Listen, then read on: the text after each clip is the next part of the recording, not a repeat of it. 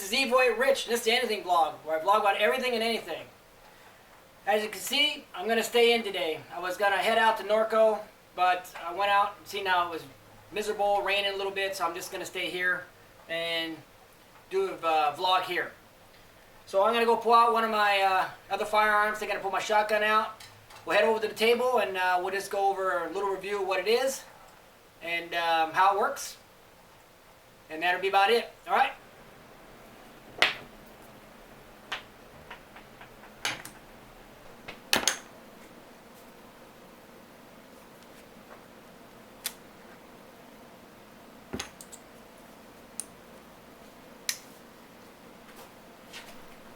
Alright guys, here's the shotgun I was talking about. This is a Mossberg Model 500A, A as an atom. It is a pump action. And yes, it is unloaded, always. Safety first. It takes between a 2 3/4 and 3-inch shell. This is a shell right there.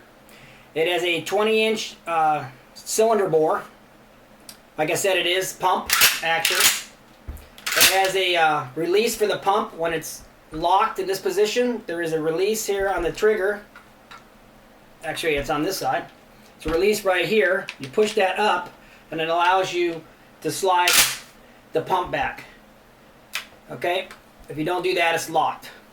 Your safety is on the top. You have the safety pull back this way, like that, and then you have the red when it's ready to fire. There's your safety right there. It's kind of firm. The good thing about this is I'm left-handed. The safety being on the top really works good. It's not something that has to be on either it's on the one side or the other, which makes it hard to manipulate. It being on the top makes it really easy for me because it's actually ambidextrous. It's good for anybody. Ambidextrous. I think that's how you say it. Yeah, it's either hand, for left hand or right hand. It works either way. It has a sling mount on the buttstock here, and there's not one on the front. A lot of guys, if they want to put a sling on here, they'll have like the traditional mount here, and they have one that wraps around the bottom here. It's a pretty easy gun to maintain. It's easy to take apart. You have a little peep sight there. No ball sight on the top. If you want to take the barrel off, you unscrew this here and you can pull this completely off. You could take the plug out if you want. This particular gun, it only holds, I think it's 6 rounds. I don't remember exactly. It's between 4 and 6 is max. If you take the plug out, you can get like 8 in there. But that's not really legal. I don't remember exactly how many it is. I think it's between 4 and 6. I'm not real sure. But basically, if you take the barrel off here, you can take the plug out. I'm not going to tell you how to do it other than that because I don't want to be responsible for somebody doing that and saying I told them how to do it. But you could take that off and figure it out on your own. Like it says, standard blue. It's nothing special. I mean, this wasn't that expensive. This is to me, in my opinion, and a lot of other people's as well, this is your best home protection. It doesn't have to be this model or this size. It can be a little shorter, but a shotgun itself. Doesn't have to even be a 12 gauge. It'd be even a 10. Be not 10. Be more like an 8 gauge. You know, more like a 10 gauge. I think between 12 and 10. I think 8 would be too big. You have to remember that the smaller the gauge on these, the bigger. So a 10 gauge is bigger than a 12. An 8 gauge is even bigger than that. So you have a 16 gauge. My grandfather had a 16 gauge Browning. It was really cool. It had a bottom ejection. It would actually fly out the bottom. It's good for being left-handed. As you're shooting, it doesn't fly across your face. Unfortunately, this one, the ejection port, as you can see, is on this side. So when I slide to slide, it does have a tendency of flying across my face. And you can get the hot gases and even get a little burn sometimes. So that's the only downfall. The good thing about the Browning he had was it was a bottom ejection. It would actually eject out the bottom, so it didn't matter. But anyway, that's a different gun. Like I said, this was probably one of the first guns I bought. It's just a typical shotgun. I mean, you pretty much can't break them. I mean, you can do pretty much anything you want to do to them. This is one of the oldest guns ever made. The pump itself is one of the oldest ones. They used those in the Old West days. And that's why they say a lot of people who ride in a shotgun And a lot of people will say that. Younger people, they say, I got shotgun, they don't even know what it means.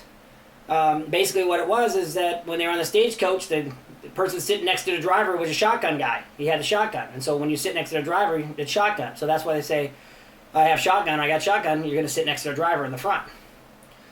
I'm not sure if it was on the right side or the left side. I think it was actually on the right side. I think the driver was on the right and the shotgun driver was on the left. So it'll be opposite what we drive. But either way, it's that's what it means by riding shotgun. But anyway, it's a pretty good gun. This is made in the USA. It looks like it's North Haven. North Haven, Connecticut is where this is made. So it's made in the United States, which is good. It's always good to buy stuff in the USA. I told you cylinder bore, pump, 12 gauge model. That's pretty much about it. It's Mossberg. I don't know if I said that. This is a Mossberg. I don't know if I even mentioned that. It's kind of important. But anyway, it's like it's pretty simple to use. If you never use a pump shotgun, if you never shot any gun at all and you're going to shoot a gun, pump is about as easy as you can get. You fire, pull the trigger, pump back, eject, pump forward, next round goes in and you pull the trigger again. About as simple as you can get. Mechanical as you can get is usually the most reliable. Automatics and everything like that, they can be reliable, but you can always have issues with that type of stuff. When you have the actual just manual action, where you're just manually doing it, it's way more reliable.